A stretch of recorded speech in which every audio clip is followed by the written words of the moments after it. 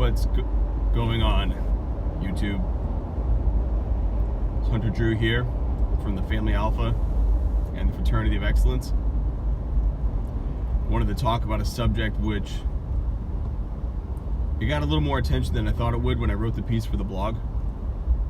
You know, when I wrote that porn is toxic to the development of masculinity, I knew it was going to cause some controversy. I knew it was going to be a little bit of a hit because guys love their porn. And when you come after something guys love, they get up in arms. So I was aware that that was headed my way. When I wrote my piece sharing my story and my experience with suicide, I did not expect that. I wrote that one more for myself. I wrote that one to give a resource that I didn't have when I was growing up, when I was dealing with that issue. You know, I've shared with, if you haven't read the article, my mother committed suicide when I was 5 years old. My twin brother and sister were 2. So that's kind of the baseline of where I'm coming at from this, and then everything that follows that. And it's such a taboo subject. You know, some people, they say you don't talk politics, you don't talk religion. You talk about these certain things that you're not allowed to talk about because it gets people so divided. You know, suicide is one of those things as well. Suicide is something that people don't like to talk about. It's a dirty word. And the problem with that is that those who are the victims of suicide, those who are left behind, those who are sitting there left wondering what the hell happened, is it my fault? Is it something I did? Is it something I could have done?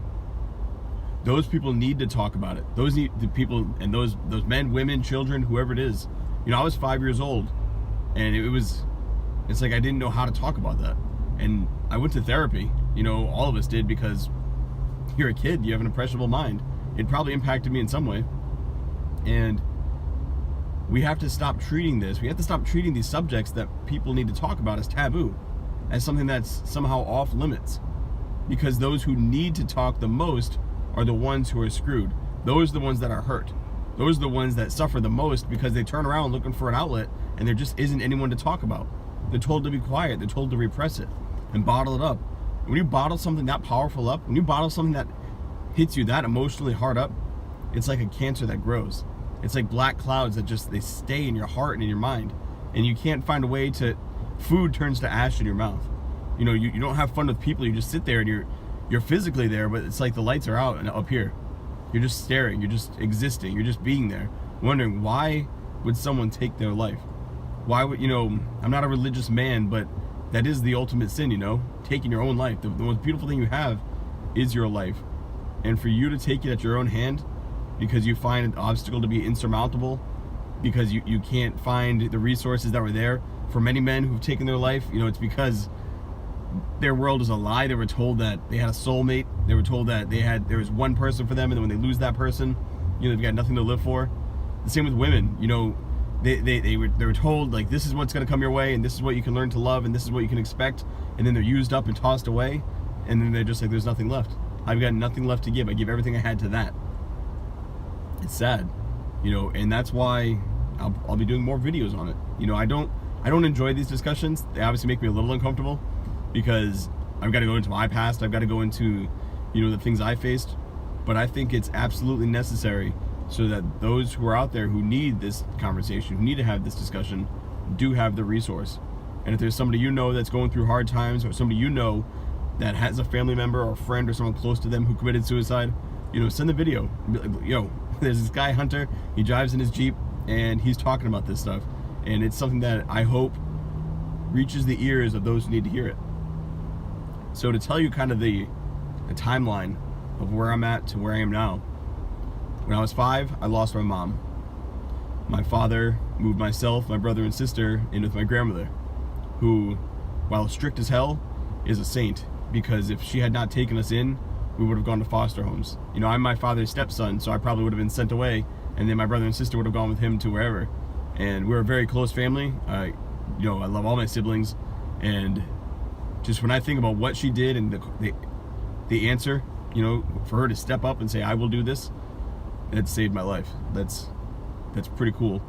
And I'm fortunate to have that. Not everyone does. Some people do end up in the foster care system. Some people do end up in situations that are just much worse off because they lost, you know, their caretaker.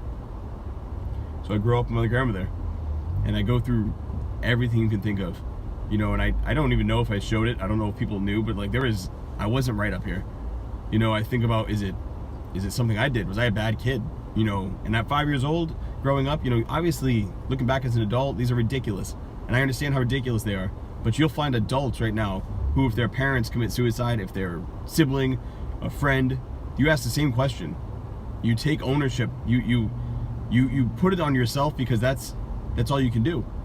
What else are you gonna say? It's somebody else's fault? No, you're like, it's my fault. I should have seen this. I should have been there to help. You know, everybody knows when you watch a movie, the hero is the one who saves the day and shows up and rescues the person who's struggling. Why weren't you the hero? Why did you have to struggle with that? Why did you not see the signs? These are normal things for you to go through. These are normal feelings to have. You are not alone in that. There are many people out there right now thinking it's their fault. You know, they should have done more. They should have gone further. They should have answered the call. You know, there are friends who said, I don't want to hang out, and then that's the night they lost their friend. There are husbands who said, you know what, after an argument, they leave the house, they say, I'm going to go stay at a hotel, and that's when their wife takes their life. There are wives who, after they get divorced, they say, you're never going to see your kids. You know, the husband kills himself. She's like, fuck. You know, that I didn't mean that. I said that in the moment, or I just didn't answer the call because I was tired. You know, you have no way of knowing that someone else is going to do that. There's no way of knowing the action you're taking is going to impact a person like that, and they might already be on the edge. It doesn't matter if you answer the call or not. They were going to do the same thing. If it wasn't that day, it would have been the next day. There's no way for you to know what is inside their head, and therefore there's no way for you to accept the responsibility of what they chose to do. It's almost selfish of you to say it's your fault, as if the world revolves around you, as if their decision to take their life was based entirely on you. They made their decision. They had decided that enough was enough, and for whatever reasons, they did not want to remain with the living. But that doesn't mean you can't remain with the living. So as I was coming up, like I said, I had all those questions. And then as I went through my teenage years, you know, hormones get crazy. I was a healthy kid, an active kid, you know, so just healthy hormonal levels. You know, if the sun was out, I was out. I wasn't on video games too much. And the reason I'm bringing all this up is because a lot of kids nowadays, their hormone levels have them so sedated that they don't really feel all those passions that come from puberty and going through that. You know, as a healthy individual, I had those fluxes of, like, I would cry and grab my pillow and scream into it, wondering why I was the kid who didn't have a mom, why I was the kid whose dad was always deployed, why I was the kid who was just different than the other kids, and I just wanted a normal life. And then, if it wasn't that, I'd be flipping to the other side where I was raging, you know, punching walls, punching the ground, punching everything, just freaking out, you know, trying to, like, figure out why the fuck I was so angry, and I couldn't channel it, and why the fuck she had to leave me, and what could have been so bad that she had to leave our family. You know, I don't have a mother to balance that feminine, you know, to pick me up and coddle me if I got hurt. I didn't have that. You know, my sister didn't have someone to emulate and to model it after. My grandmother did a great job. You know, and a lot of people who get taken up after someone commits suicide and then they have a new caretaker, they do their best, but it's not the same.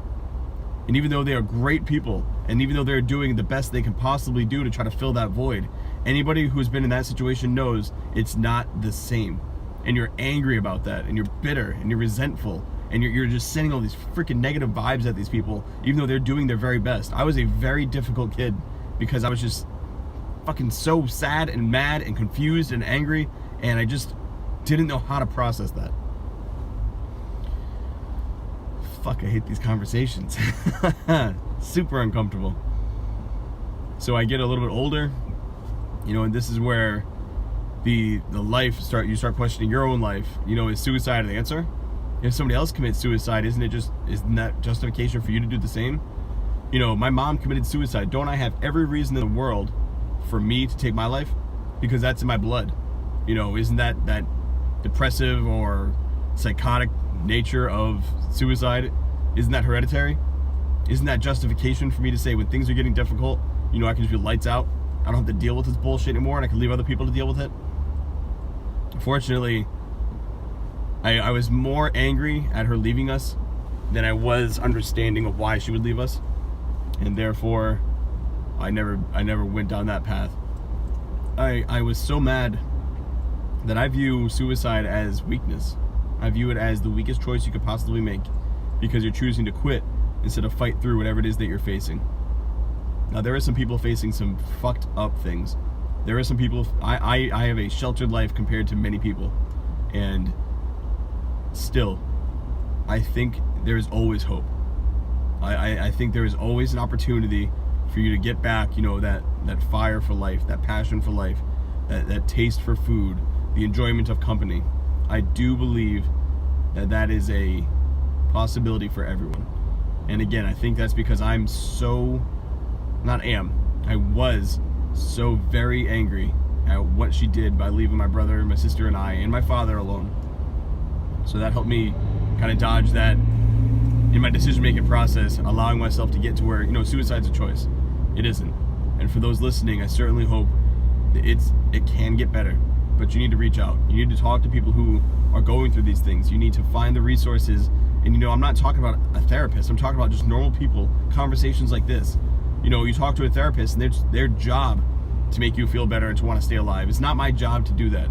This is me sharing a story of something I faced and how I found a way to stay alive, how I found a way to stay, you know, above the ground.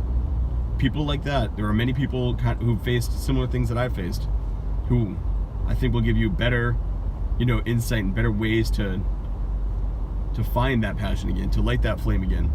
Because again, a therapist doesn't necessarily, they may not have faced it. You know, this is an aspect of my life that is somewhat unique in that not everybody has had somebody take their life. Never mind a parent, never mind at that young age.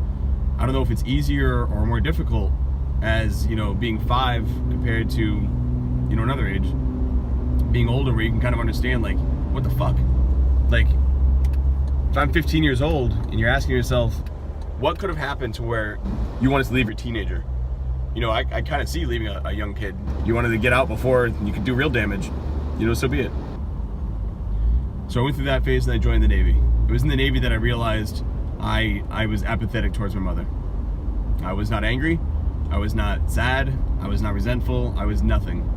I just was, you know? And that's kind of where I'm at now. I don't visit her grave. I don't think of her. It doesn't cross my mind. The only time I bring it up is when I'm trying to speak with others. And that's pretty much my story. You know, that's how I got to where I am. Now, something I want to pass on to those listening that might, you know, have faced this situation is you will always have that person in your head. You will always have their memories. You know, you'll always, it doesn't really make sense, it probably will to you. You'll always have their lack of presence in your head. You know, you'll see something like, oh man, this person would have loved this so much if they were still here. Oh, this movie's so funny, this person would have loved it so much if they were here. You know, everything is kind of like, that's your metric for happiness and things you find joy in. That's the metric for, you know, what you base things off of. Would this person have liked it when they were here? And you're always thinking about it, and that's always going on in your mind. That's always, you know, bouncing around. Is that person? What would they have done? What would they have thought? What would they have said? At some point, you've got to reach an area in your life where you're comfortable letting them go, where you're comfortable with the apathetic nature of just letting them go. You know, there are parents out there who have lost their children, and that's who they think about every day when their birthdays come around.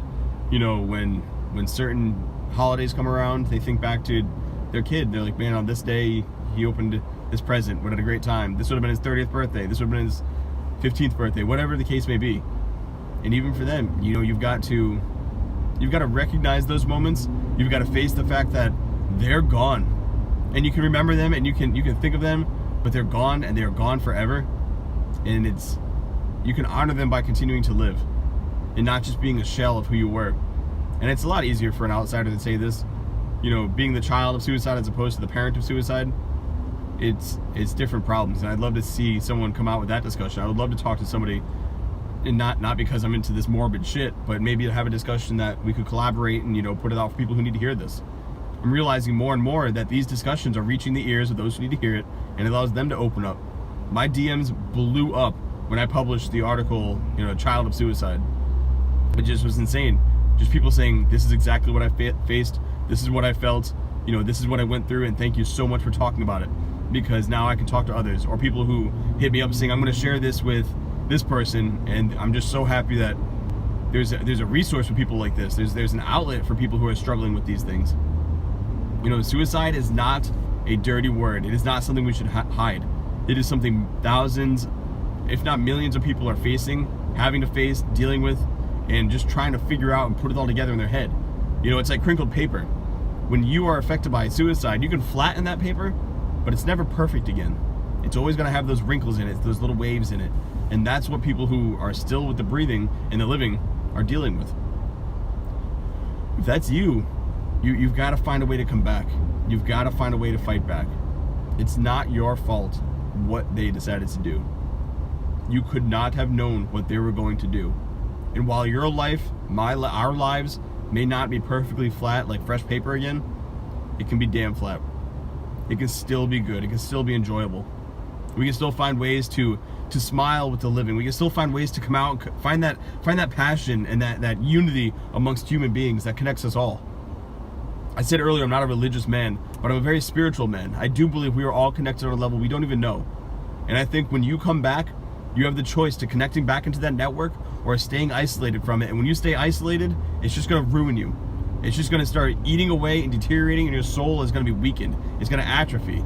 And that who you used to be, your sense of self, that you inside here, you lose that. You don't know who you are anymore. You don't know what you love anymore. You don't know how to experience joy or connection with other humans anymore. You don't know how to feel because you turned it off. You've got to bring that switch back on. You've got to remain with the living. You did not die when they died. And for some, that's going to hurt, but it's true. You did not die. You are still here. And the best way to honor that individual is by continuing to live even more fiercely. By continuing to reach out, by continuing to have discussions like the one that's happening right now, by doing things like this, so that way others don't have to go through what we've gone through. I don't want our population to be one which grows.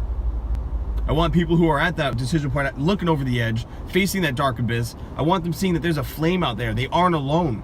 There are people who can help them. There are people who will talk. This is why I reach out. This is why I write for, the Family Alpha blog. That's why I created the Fraternity of Excellence. This is why that I've got all these things going on in my life. This is why Craig and I are having a two-pronged approach when we talk about the Fraternity of Excellence and the Family Alpha. Because we're trying to reach as many men as we can. Because we're trying to help those who are drowning and just have their face above water. We're trying to throw them a life ring to stay with the living. Some men are facing the dark abyss. They look in there and there is not a flicker of light. There is nothing left. It's a black hole. It's a void of just darkness. And they're about to fall in because they can't find a reason to remain with the living. Because they feel that they're alone. So when I talk about lighting the fire in the others, it's those fires that others will see. It's that flame in the night. They can see in that abyss, there's a flicker of hope. They're not alone in that darkness. They're not alone in that void, that abyss that they find themselves spinning in. When they're spiraling out of control, they can see, hey, here's a resource that I can get to. Here's a resource that will help me, that understands me, that I can get to and have a discussion with and not feel bad about myself. Nothing is off limits.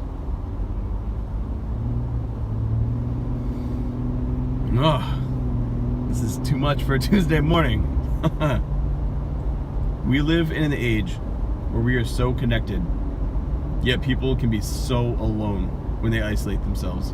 We live in an age where with the tap of a button, you can talk to thousands of people. How many people are going to see this video? At least 2, I hope. But my point is, with that connection also comes total isolation. Because some people look at how everybody else is connected to 1,000 people and putting on these highlight reels and sharing their lives, and they're sitting there by themselves feeling like nobody wants to talk to them. Nobody wants to hear their story. Nobody wants to understand or even broach the subject that, hey, maybe not everything is sunshine and rainbows all the time. That's what I am trying to do here. That's the resource I'm trying to create in the discussion I'm trying to get going. You aren't alone in this. Don't quit. I hope this gets the conversation going. If you listen to this and you find that it can help or benefit anybody who is facing these types of issues, please share. Send them my way. My Gmail is thefamilyalpha@gmail.com. The website is thefamilyalpha.com. The tribe that I've created, if you're looking to grow that network of brothers and friends and finding just a group to learn to communicate with and build yourself up with and be held accountable to, is the fraternityofexcellence.com. You've got suicide prevention, you've got all the phone calls, you got all the resources. There's so many outlets. Just reach out. Just put a hand out and be like, hey, I need to talk about this. You know, there are many therapists, licensed individuals who are really doing great work. But sometimes it's better to talk to the person who's faced it themselves and see how they did it. You know, I can tell you now that I'm open to having that discussion with anybody who needs to have it. We've got too many things that are too taboo or too off limits, and it just leaves those who are suffering alone to fend for themselves, and that's unacceptable. So take care. I hope this message finds those who need it.